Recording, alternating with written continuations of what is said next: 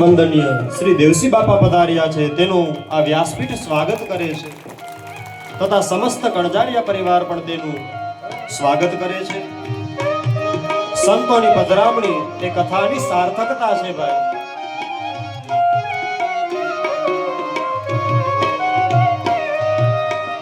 એમાં પણ ગર્વ કરવા જેવી વાત છે. તેમનું મૂળ વતન પણ શેખપાટ જ છે. વધાવો ભાઈ, વધાવો. વાહ, જય હો, જય હો, જય હો.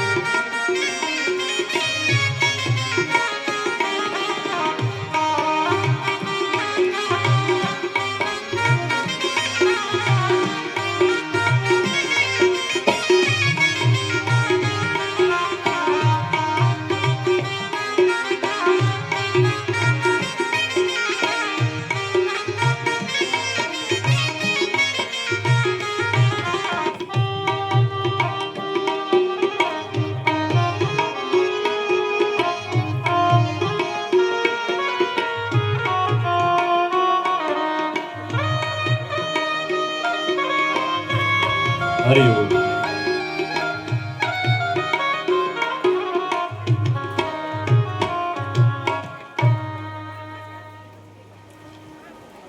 જ્યાં પણ રામના ગુણો ગવાતા હોય, જ્યાં પણ કૃષ્ણના ગુણો ગવાતા હોય, ત્યાં પ્રભુ સાક્ષાત શરીર ધારણ કરીને આવે એવું તો ન બને, કારણ કે આ કળિયુગ છે. પરંતુ કોઈ સંતના રૂપમાં, કોઈ મહાપુરુષના રૂપમાં આપણા આંગણા પવિત્ર કરવા માટે પ્રભુ અવશ્ય આવે છે અને આવે જ છે.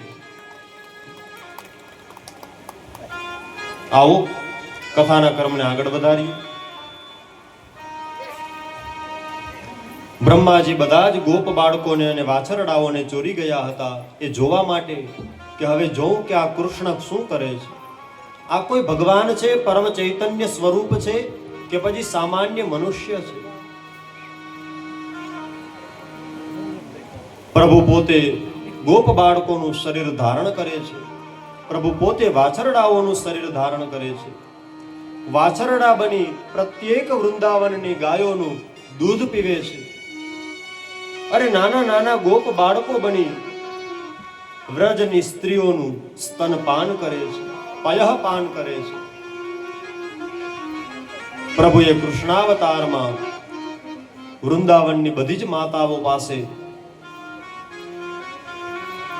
એક બાળકના સ્વરૂપમાં ગયા છે.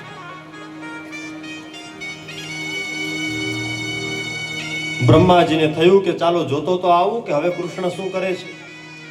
બ્રહ્મલોકમાં બધા ગોપ બાળકો છે, વાછરડાઓ છે. અહીંયા તો પ્રતિ દિવસ એને એ ક્રમ ચાલુ છે. રોજ ગોપ બાળકો આવે, વાછરડાઓ આવે, કનૈયો પણ આવે અને બધા ખૂબ આનંદ કરે. પણ આ દિવસે જે બ્રહ્માજી ગોપ બાળકોને ચોરી ગયા હતા ત્યારે દાઉજી સાથે નહોતા. તે દિવસે બલરામ ઘરે હતા, કોઈક કારણથી વનમાં નહોતા આવ્યા. હવે વર્ષ પૂરું થવામાં 3-4 જ દિવસ બાકી છે. બ્રહ્માજી બ્રહ્મલોકમાંથી ને ફરી પાછા જ્યારે પૃથ્વી લોકમાં જોવા માટે આવ્યા ત્યાં તો પૃથ્વી લોકમાં 1 વર્ષ પૂરું થઈ ગયું હતું. માત્ર 2-3 દિવસ જ બાકી હતા. દાઉજી જુએ છે કે આ ગોપ બાળકોમાં કંઈક મને વધારે લાગણી થાય છે, આ વાછરડાઓ પ્રત્યે મને કંઈક વધારે પ્રેમ થાય છે. કારણ શું છે? જ્યારે વધારે જોવાનો પ્રયત્ન કર્યો ત્યારે ખબર પડી કે આ સમસ્ત ગોપ બાળકો એ તો કનૈયો જ છે. બધા જ વાછરડાઓ એ તો મારો કૃષ્ણ પોતે જ છે. કહે છે કે કૃષ્ણ આવું કેમ, આનું કારણ શું છે? ત્યારે ભગવાન એને બધી જ હકીકતો સમજાવે છે, વૃત્તાંત સમજાવ્યો છે. હવે બ્રહ્માજી જેવા જોવા આવ્યા તો જોયું તો ખબર પડી કે અહીંયા તો બધું એમને જ હાલે છે, એવા ને એવા ગોપ બાળકો, એવા ને એવા વાછરડા. એને એમ થયું કે હું અહીંયા આવ્યો અને પાછળથી ને કોક અહીંયા આવી ગયું, પાછળથી ને કોક આ બધાને અહીંયા મૂકી ગયા છે. હવે ભગવાનને થયું કે લાવો થોડીક વધારે લીલા કરીએ. ભગવાન બ્રહ્માજીનું સ્વરૂપ ધારણ કરી અને બ્રહ્મલોકમાં પહોંચી ગયા. બ્રહ્મલોકમાં પહોંચી અને કહ્યું બધાને, હે સભાસદો સાંભળો, હમણાં જ એક બનાવટી બ્રહ્મા આવે છે, હમણાં જ મારી પાછળ જ છે એક બનાવટી બ્રહ્મા આવે છે, એને બ્રહ્મલોકમાં પ્રવેશ ન કરવા દેતા. હવે બ્રહ્માજી ઓલું બધું જોઈને જેવા બ્રહ્મલોકમાં આવ્યા તો એને જ નો એન્ટ્રી, એને જ પ્રવેશ ન કરવા દીધો કોઈ. ત્યારે બ્રહ્માજી સમજી ગયા કે અવશ્ય આ કોઈ સામાન્ય મનુષ્ય નથી, આ મનુષ્યના સ્વરૂપમાં, મનુષ્યના શરીરમાં સાક્ષાત પરબ્રહ્મ પરમાત્મા છે. બ્રહ્માજી આવી ભગવાનની સ્તુતિ કરી છે. બધા જ ગોપ બાળકોને લઈ આવ્યા, બધા જ વાછરડાઓને લઈ આવ્યા. આ ગોપ બાળકો પોતાના ઘરે જઈ અને આજે કથા સંભળાવે છે કે માં સાંભળો, આજે એવું થયું કે જંગલમાં કનૈયાએ એક અઘાસુરને મોક્ષ આપી દીધો. આજે એક અઘાસુરને મોક્ષ આપી દીધો. આ ઘટના બની હતી 1 વર્ષ પહેલા, પણ સંભળાવી છે 1 વર્ષ પછી. કારણ કે બધા જ ગોપ બાળકો તો બ્રહ્મલોકમાં હતા. પ્રભુ પ્રતિ દિવસ આવી લીલાઓ કરવા લાગ્યા છે. બ્રહ્માજીએ 40 શ્લોકોમાં સ્તુતિ કરી છે. ધીમે ધીમે ધીમે હવે પ્રભુ પૌગંડ અવસ્થામાં આવ્યા. પ્રભુએ 6થા વર્ષમાં પ્રવેશ કર્યો. કારતક સુદ 8મના દિવસે હવે પ્રભુ વાછરડાઓ ચરાવવા જતા હતા, એમાંથી પ્રમોશન થયું. હવે તે ગાયો ચરાવવા જાય છે. બાળક હોય ને, આપણે એને કરીએ ને કે ભાઈ થોડોક મોટો થઈ જાય તો હવે આપણે એને ઓલું મોટું કામ સોંપીએ, એમ ઠાકોરજી પણ હવે ગાયોને ચરાવવા જાય છે. માટે તેનું નામ પડ્યું બોલીએ શ્રી ગોપાલ ભગવાન કી જય. હવે એનું ગોપાલ નામ થયું છે. ગાયોને ચરાવવા જાય છે. પ્રતિ દિવસ ગાયોને ચરાવવા માટે જાય. અરે મારી ગબરી ગાયના પગમાં ચપ્પલ નથી તો હું કેમ પહેરું? ગાય જેમ ઉઘાડા પગે જાય એમ કનૈયો પણ ઉઘાડા પગે ચાલે. પ્રતિ દિવસ આવું થઈ રહ્યું છે. અનેક પ્રકારે ગાયોની સેવા કરે, કારણ કે ભગવાનને ગાય બહુ ગમે છે. ભગવાન કહે છે ગાવો મમાગ્રતઃ સંતુ, ગાવો મે સંતુ પૃષ્ઠતઃ, ગાવો મે હૃદયે સંતુ, ગવામ મધ્યે વસામ્યહમ. અરે મને શોધવો હોય તો બીજે ક્યાંય ન શોધવો. ગાયની આગળ પણ હું છું, ગાયની પાછળ પણ હું છું, ગાયની અંદર પણ મારું જ નિવાસ સ્થાન છે. એટલા માટે આપણા ધર્મમાં ગાયની સેવાનું મહત્વ છે. એટલે આપણો સનાતન ધર્મ ગાયને પશુ ન સમજે, ગાયને માં કહે છે. તમારો ઉછેર કરે એને પણ માં કહેવાય, તમારું પોષણ કરે તેને પણ માં કહેવાય. અરે આપણે બધા ગાયના દૂધ અને દહીં પીએ છીએ તો તે આપણી માં કહેવાય. ગાયમાં ને ભેંસમાં ફેર હોય. ભેંસ હોય ને એ સામેથી આવે, તમે એને 2-3 વાર કયો એટલે 2-3 વાર હી હી કરીને કાઢો, પણ જોઈ ન નીકળે તો આપણે રસ્તો બદલાવી નાખવો પડે. પણ ગાયને જોજો, તમારા આંગણે ગાય માતા રોટલી લેવા માટે આવે, પણ તમે 2-3 દી નહીં આપો ને પછી ત્રીજે દી નહીં આવે. ગાયને એક જ વખત તમે કાઢશો તરત જ નીકળી જશે. એટલી એનામાં સમજણ શક્તિ છે. પછી બીજું, એક સમયે બ્રહ્માજીએ બ્રહ્માંડમાં જાહેરાત કરી, દેવતાઓ અને દેવીઓ સાંભળો, આ સમયે આ સ્થાનમાં બધાએ ભેગું થવાનું છે. કારણ કે ગાય માતાની અંદર બધા જ દેવતાઓએ પધરામણી કરવાની છે, એની અંદર નિવાસ કરવાનો છે. બધાએ કહ્યું ભલે. બેનો આ થોડાક મેકઅપ કરવાને એવું જાય તો થોડાક મોરા પડે ને જયંતભાઈ, બેનો ઓલું આમ મેકઅપ કરવા જાય તો થોડાક મોડા પડે. સ્વાભાવિક વાત છે. તો પ્રભુએ જે ટાઈમ આપ્યો હતો એ સમયમાં બધા જ આવી ગયા, પણ લક્ષ્મીજી અને ગંગાજીને આવવામાં મોડું થઈ ગયું. બંને દેવીઓ મોડી આવી. મોડા આવ્યા એટલે શું કર્યું? બ્રહ્માજી પાસે આવીને કહે છે કે પ્રભુ થોડુંક મોડું થઈ ગયું છે, તમે તો સમજો છો, મારે બે રાઉન્ડ ક્યારેક થઈ જાય. તો પ્રભુ હવે જરાક જલ્દીથી અમને કયો, અમારા માટે કઈ જગ્યા ખાલી છે? બ્રહ્માજી કહે છે કે દેવીઓ, હવે તો ગાય માતાના શરીરમાં કોઈ સ્થાન ખાલી નથી, તમને હું ક્યાં બેસાડું? તમે મોડા આવ્યા એમાં બધાને બેસાડી દીધા, હવે કોઈ જગ્યા ખાલી જ નથી. ત્યારે કહે છે કે કોઈક તો જગ્યા ખાલી હશે ને? અરે ગમે તે જગ્યા પણ કોઈક તો ખાલી હશે, અમને સ્થાન આપો. ત્યારે બ્રહ્માજી કહે છે કે બે જગ્યા ખાલી છે. શૌચ કરવાની, મળમૂત્રનો ત્યાગ કરવાની જગ્યા ખાલી છે. ત્યારે લક્ષ્મીજી અને ગંગાજી કહે છે કે અમારે એ પણ સ્વીકાર છે. તો વિચાર કરો ગાય માતાનું કેટલું મહત્વ હશે. ગંગાજીએ ગૌમૂત્રમાં પોતાનું સ્થાન રાખ્યું અને લક્ષ્મીજીએ ગાયના છાણમાં પોતાનું સ્થાન રાખ્યું. આ ગાય માતાનો પ્રભાવ છે ભાઈ. તમે કોઈ પણ પૂજા કરો છો અને ગંગાજળ ન હોય તો ગૌમૂત્ર પણ ચાલે, અને ગૌમૂત્ર ન હોય તો ગંગાજળ પણ ચાલે. ગૌમૂત્ર છે એને આપણે પવિત્ર માનીએ છીએ, પણ શું કામ માનીએ છીએ? આ એનું કારણ મેં તમને બતાવ્યું. પવિત્ર માનીએ છીએ, પણ કદાચ કોઈ પૂછે કે શું કામ માનો છો, તો હિન્દુના દીકરાને ખબર હોવી જોઈએ કે ગાય એ પશુ નથી, અમારી માં છે. એમાં ગંગાજીનો વાસ છે ભાઈ. અને શાસ્ત્રમાં લખ્યું છે, આકાશાત પતિતમ તોયમ યથા ગચ્છતિ સાગર. આકાશાત પતિતમ તોયમ યથા ગચ્છતિ સાગર.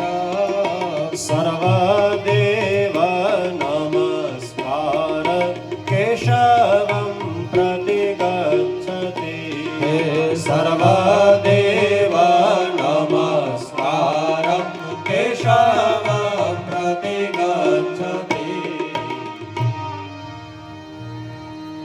આકાશાત પતિતમ તોયમ યથા ગચ્છતિ સાગર.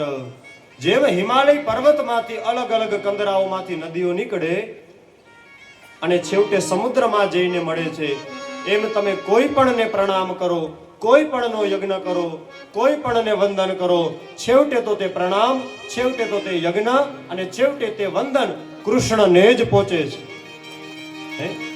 આકાશાત પતિતમ તોયમ યથા ગચ્છતિ સાગર.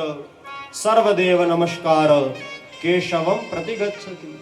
ભગવાન કૃષ્ણને પહોંચે છે. માટે યજ્ઞ ગમે તે દેવી દેવતાઓનો હોય, કૃષ્ણ કહો, રામ કહો, વિષ્ણુ કહો, બધું એક છે. યજ્ઞ ગમે તે દેવી દેવતાઓનો હોય, પણ છાણા વગર યજ્ઞ ન થાય. છાણા તો જોઈએ ને. આપણે આજે પ્રભુના વિવાહ કરશું, વિદ્વાન ભૂદેવો મંત્રો દ્વારા વૈદિક પદ્ધતિથી વિવાહ કાર્ય સંપન્ન કરાવશે. બાપના લગ્ન જોવાનો ટાણું તો આજે છે ભાઈ. કે બાપના લગ્ન જોવાનો અવસર મળે કોઈ? આ તો હવે કેસેટો આવી છે તો આ બધા કહે ને જોતા હોય, લે આમાં અમે નથી, ન હોય ભાઈ. પણ આજે જે લગ્ન થવાના છે એ આપણા બધાનો બાપ છે, એમાં આપણે આનંદ કરશું.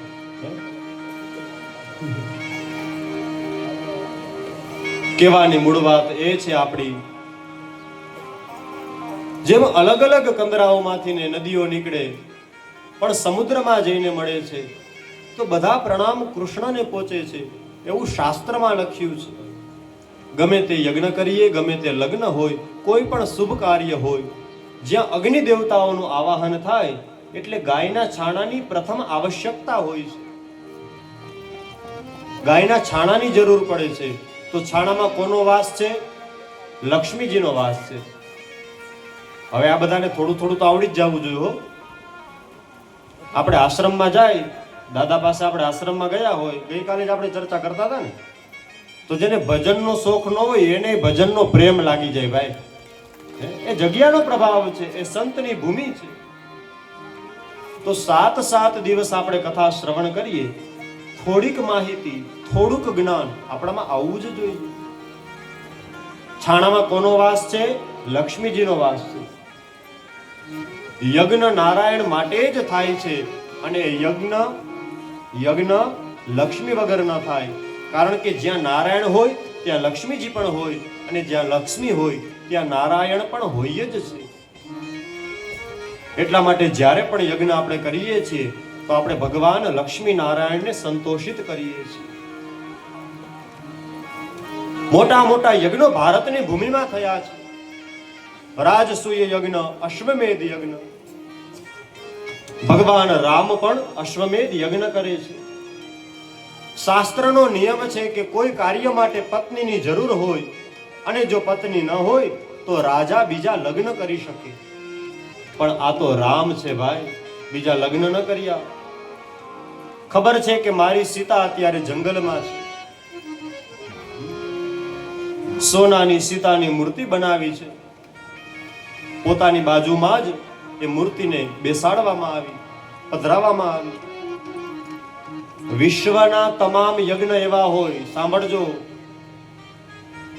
વિશ્વના તમામ યજ્ઞ એવા હોય છે કે પુરુષો આહુતિ આપે, પુરુષો પૂજા કરે, બેનો ખાલી હાથ અડાડે. હોય ને, બેનો એ ખાલી હાથ અડાડવાનો તોય બધું પુણ્ય મળી જાય. પણ વિશ્વમાં એક જ એવો યજ્ઞ થયો છે કે જેમાં પતિ રામ સીતાની મૂર્તિને હાથ અડાડી અને પછી આહુતિ આપે છે. આ એક જ યજ્ઞ એવો થયો છે જેમાં રામ પત્નીને હાથ અડાડે, મૂર્તિને, પછી આહુતિ આપે.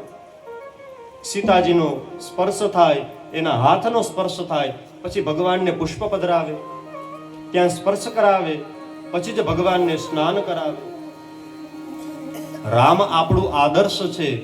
એમનેમ કોઈ આદર્શ ન હોય, એમાં એનું તપ બોલતું હોય, એમાં એના તપનો પ્રભાવ હોય છે. પ્રભુના સમયમાં જળ, સ્થળ અને ફળ આ ત્રણેય ઉપર અસુરોએ કબજો કરી લીધો હતો. કઈ કઈ બાબત ઉપર? જળ, સ્થળ અને ફળ. આ ત્રણ એવી વસ્તુ છે કે જેના ઉપર મનુષ્ય માત્રનો અધિકાર છે. મનુષ્ય તો ઠીક, પશુનો પણ અધિકાર છે. તમે ગમે ત્યાં મકાન બનાવો, ગરોળી આવી જાય છે કે નહીં?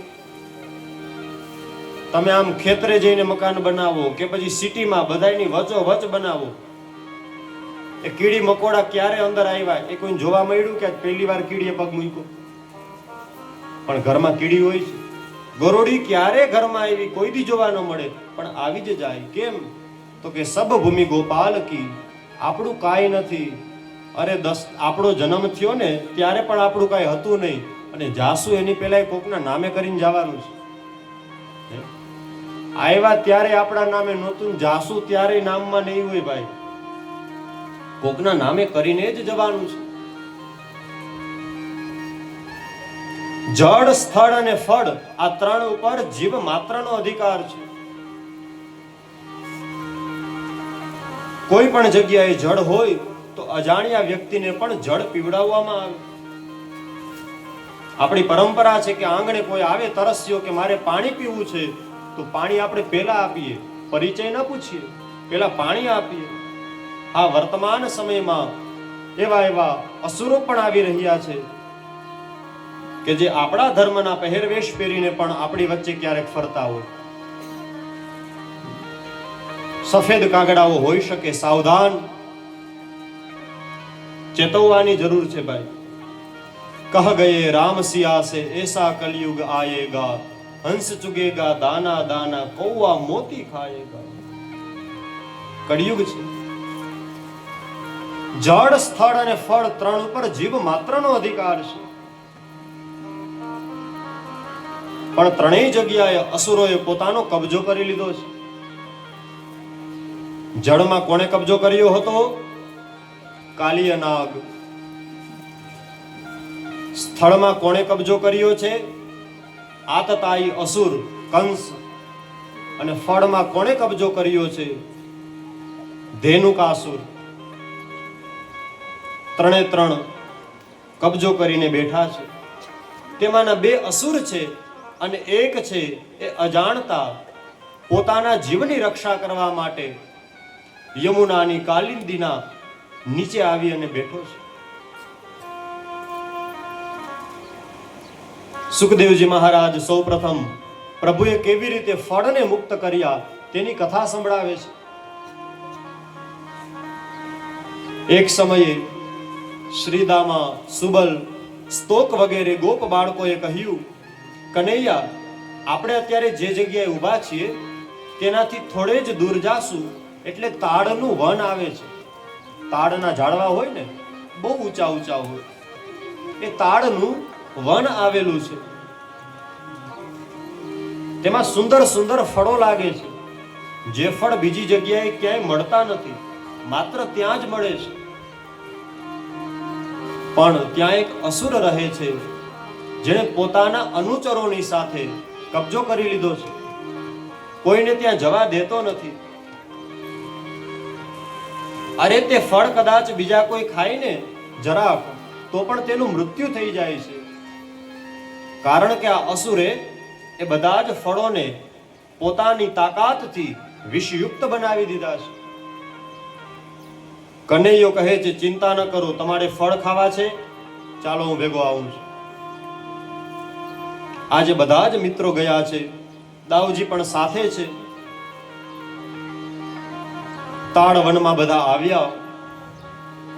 દાઉજી તાળ વૃક્ષોને ખૂબ તાકાતથી હલાવી રહ્યા છે, ફળોને નીચે પડવા દીધા. જ્યારે ભયંકર અવાજ થવા લાગ્યા ત્યારે અસુરને ખબર પડી ગઈ કે આજે કોઈએ મારા પ્રદેશમાં પ્રવેશ કર્યો છે. બલરામજીને જોયા છે. ધેનુક ગધેડાના રૂપમાં આવ્યો, દાઉજીની છાતીમાં બે લાત મારે છે.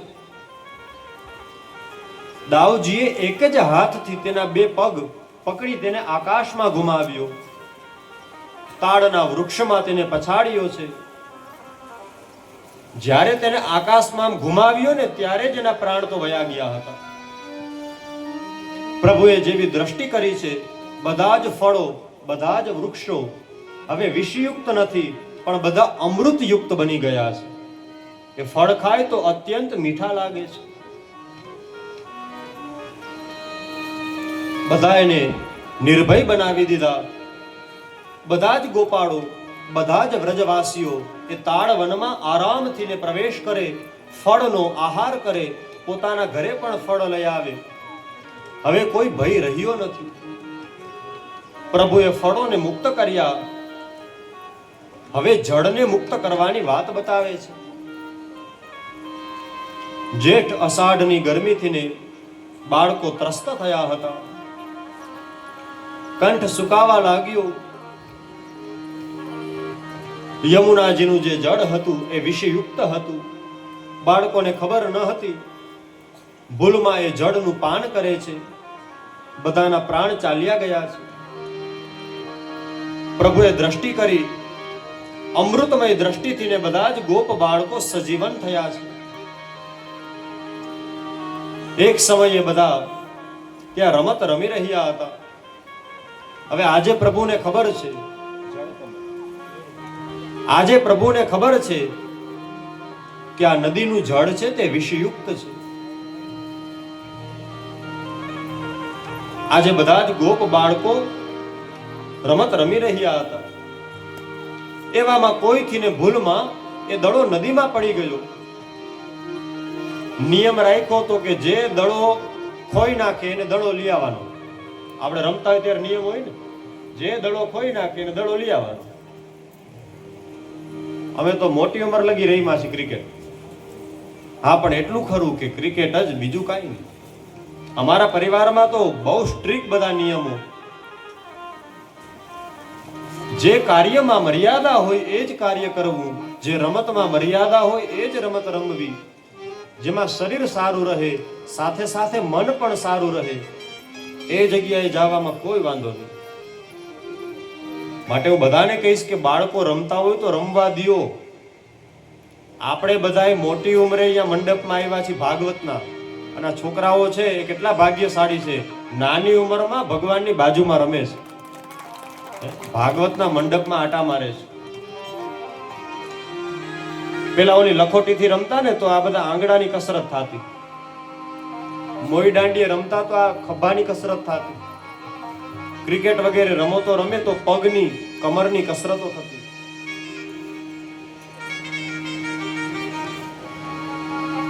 હવે બધું ગયું, માત્ર મોબાઈલ.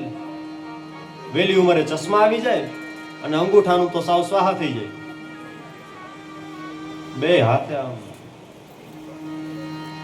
પેલાની રમતો પણ એટલા માટે હતી કે આપણું જીવન ખાલી જવાબદારીઓ વાળું ન રહે, એમાં ઉત્સાહ પણ રહે, એમાં આનંદ પણ રહે. બાળપણ ક્યારેય પાછું ન આવે વાલા. એ બાળપણની મોજ શું હોય!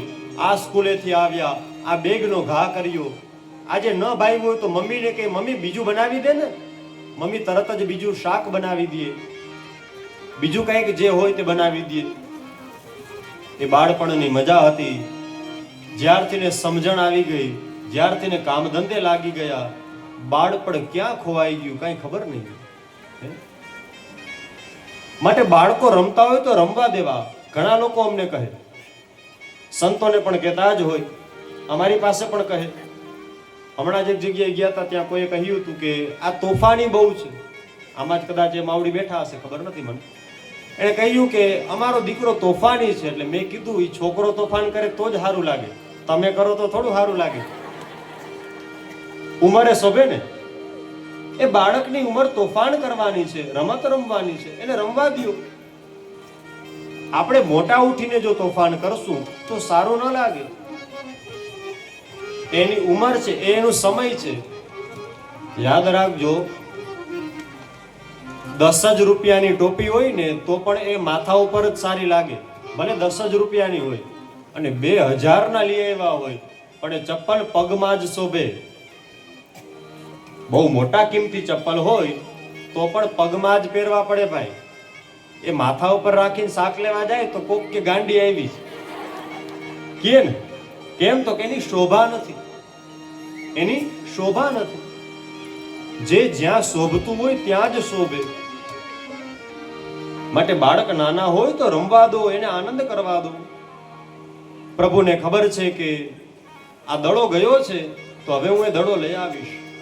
ગોપ બાળકોએ ઉતાવળમાં કહ્યું તો ખરા કે કનૈયા દડો લઈ આવ, પણ હવે બધા કહે છે કે નાના કનૈયા નથી જવું, કારણ કે તે જળની અંદર કાલીય નાગ રહે છે. અરે એ જળ છે તે વિષયુક્ત બન્યું છે. અરે તે જ તો અમને કહ્યું હતું કે આ જળ ન પીતા. તો કનૈયા હવે આમાં ન જવાય, આપણે કાલે બીજો દડો બનાવી લેશું. કનૈયો કહે ના, આજ તો મારે જાવું જ છે, આજે હું દડો લઈ આવીશ. વૃક્ષની ઉપર ચડી કનૈયાએ છલાંગ લગાવી છે. કનૈયાએ છલાંગ લગાવી, તરત જ તેણે આ કાલિંદીની નદીમાં છલાંગ લગાવી છે.